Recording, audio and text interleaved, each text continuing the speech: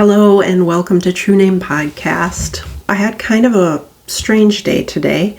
I'm recovering from a sickness and had to get a prescription, and I don't know if you feel the same way, but a lot of the drugstores, they have a lot of goodies there, and it's so fun just to walk around and look at all the little goodies. And I ended up, of all places, getting a cute ring from the drugstore. That's a ring I got there, and this is a ring I got there. I thought they were so cute. I also got a cute pair of little heart earrings. These, I'm not wearing them, but I got those as well. Just such a fun little place. This was on clearance at Walmart, but my daughter has some stuff too, but I think it's like a little higher quality stuff. Smells like roses, and it just smells so good. But this one's good too. But it's got like witch hazel and aloe vera. It's nice. I'm gonna spray a little on right now because I have a little bit of a headache coming on. So hopefully it won't run my makeup or anything, but it's just so refreshing, and it smells like roses, but it's so nice. It's so nice. Like I said, when I start to get those migraines coming on and just spritz a little bit, you know, it helps. At least I think so. So anywho, this is actually a second video that I made. I made another one that was addressing like leaders in the church to help women who come to them claiming abuse. And so I think that's a really important message. So I thought that I would follow with another video and just chat a little, kind of a follow-up about abuse and leaving a Christian marriage, because this can be a tough subject because of the fact that people expect Christians to stay in marriages, first of all. At first, it can be really, really difficult when you are going to church with your kiddos and you're alone and you're wondering if you're being judged. I don't think like that anymore. And I guess I just want to encourage anybody who has been in an abusive marriage and they have been forced to leave. It's hard at first, but I just want to encourage you that it does get easier, and you don't sit there thinking about the thoughts of everybody else for very long. If you've just left, a year from now, you won't even be thinking about it. So it's hard, but I've talked about this before too. Something that's difficult is that you will lose friends, unless you have a super, super good support group that are true friends and they just have your back. But if they're not very close friends and they're easily influenced, the ex-spouse will typically try to turn them towards his side, because typically the abuser is not going to admit, the abuse. They are going to go around to everybody and try to convince them that it was because of you and that you don't have a stable mind. It happens over and over again in abusive marriages, and it wasn't until I started meeting a lot of people after my divorce who have gone through similar situations, and it's just crazy how my story could be their story. The patterns that happen are so similar.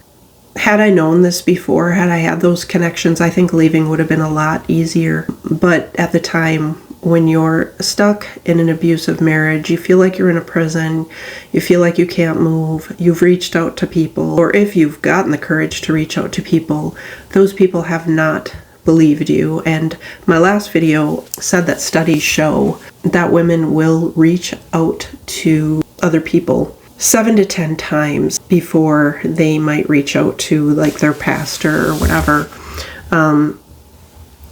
before they're actually heard.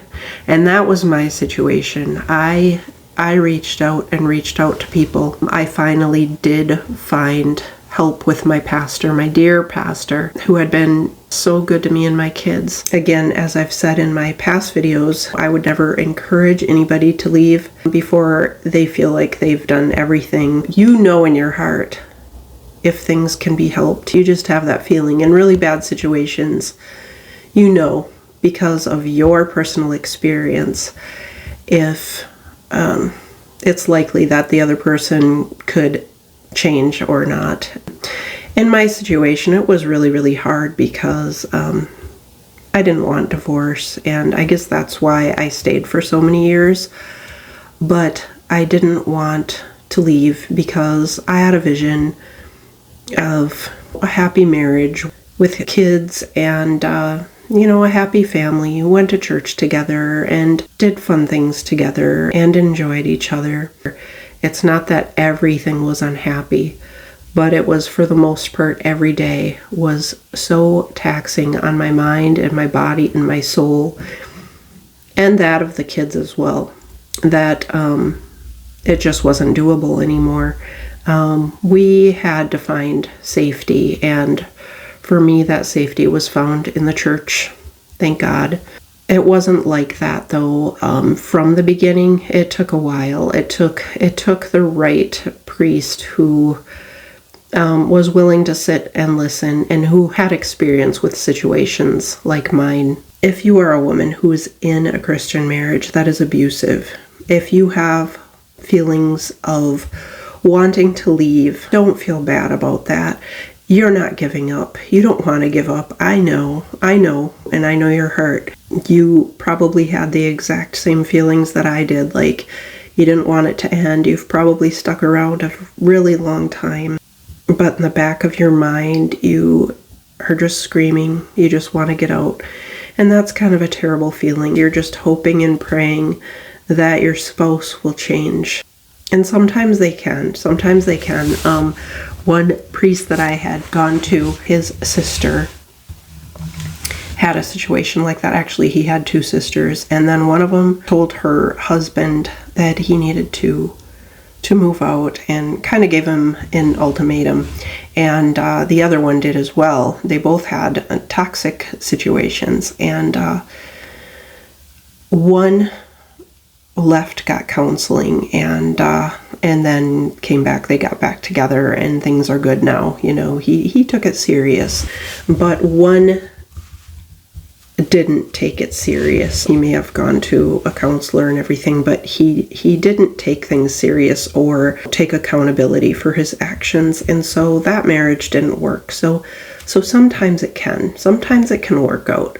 It just depends on the severity of the abuse and where the abuser's head is at. If they are truly a narcissistic person, and I don't mean narcissistic in terms of just selfishness, but I mean a true narcissist. God is a healer and he can heal all people, but from all of the research I've done, and I've done a ton of research on it, trust me, I have found that those are the most difficult people to change through therapy. So if you're in an abusive marriage, I would tell you to do your research. You're going to pick up books. You're going to be searching frantically on the internet for other Christian people who actually considered leaving. You're going to search about abuse. You're going to look for books. And I encourage you to do all of that stuff. That's what gave me courage to step out. That and child protection got involved. And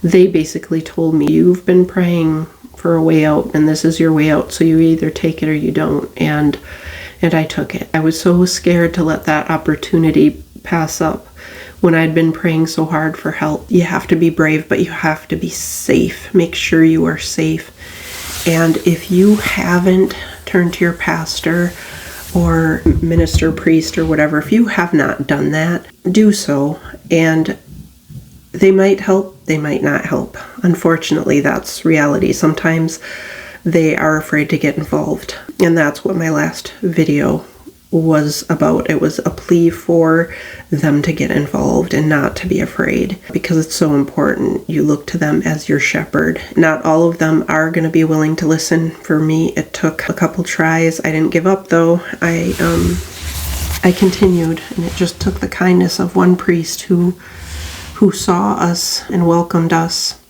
and saw ours to be a model of a holy family. Even though there wasn't a father figure there, he was always supporting me, telling me I was a good mother. But find that support. If you can't find support, please look for hope centers or areas within your community that would have somebody that you could talk to. For me, it was just my priest, and child protection got involved. I had a friend who was a sheriff.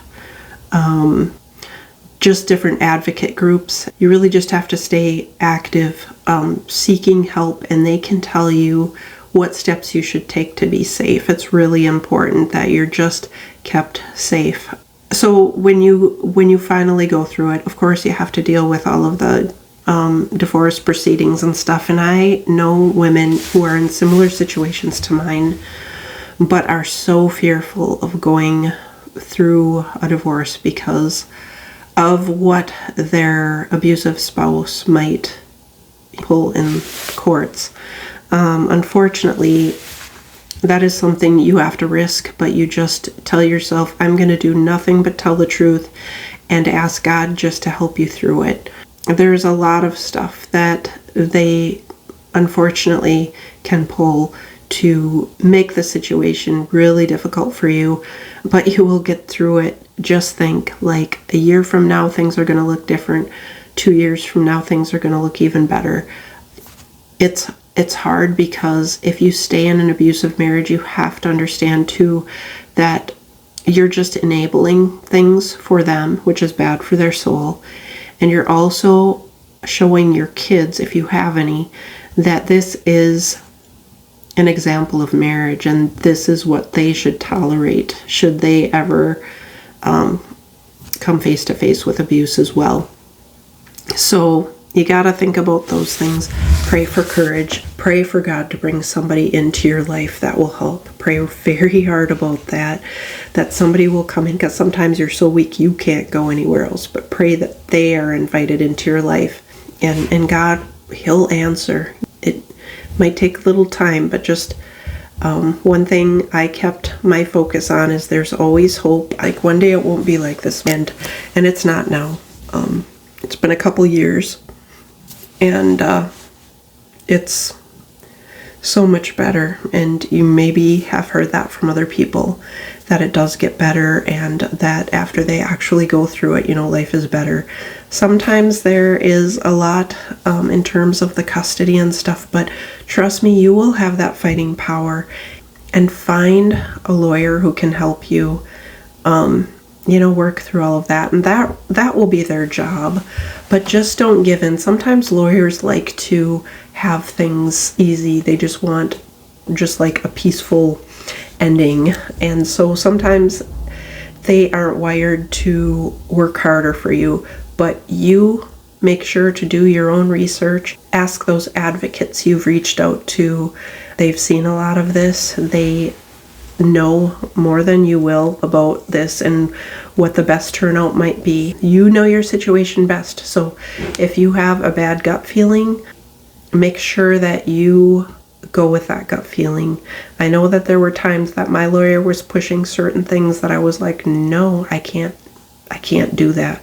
And I just said no, and we found a different way. So your kids are worth the fight. You're worth the fight. And maybe it won't have to be a fight. Maybe this person will make it easy. Chances are they will not. But, there's hope.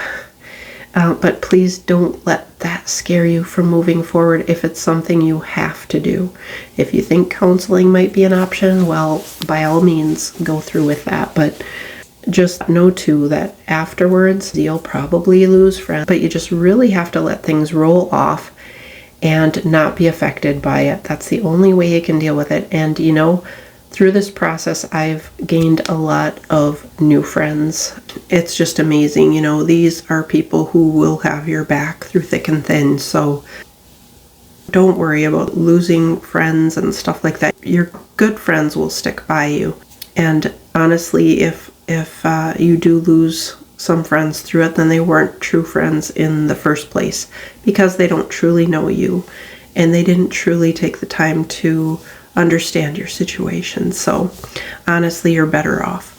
So it takes a while though, and you'll have some ups and downs. There's a lot of good times to be had. Divorce doesn't break you. It might feel like it's breaking you, but it doesn't. In the end, it makes you stronger. You're going to gain your independence back. You're going to gain your confidence back. You'll gain it all back. It feels like you won't because you've been weakened by the abuse. But slowly it starts to come back and you start to realize this is who I am. For me, throughout the marriage, I literally had forgotten who I really was. I didn't know. I didn't know anymore who I was. And so it's been kind of cool just to be rediscovering that day by day, and all those little things that make you happy and make you you. So, well, that's about it for now. Feel free to reach out with any questions or any topics that you would like covered. If you really need help reaching out to somebody, reach out to me.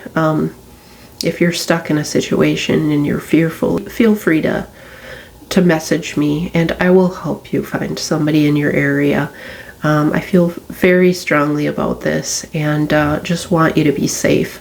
So God bless you. I pray that your marriages can be saved. If they cannot be saved, and you can't be happy, you can't be safe and, feel safe.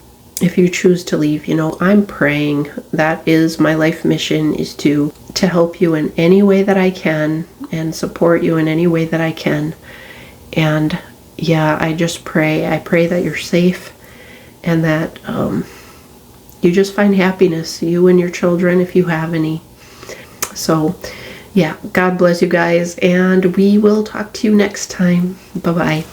Oh, one more thing. Make sure to like this video if it spoke to you, if it was helpful to you, and leave those comments so that I can know if these kinds of videos are helping you. And make sure to subscribe so that you can get notified of future podcasts. Okay, thanks guys.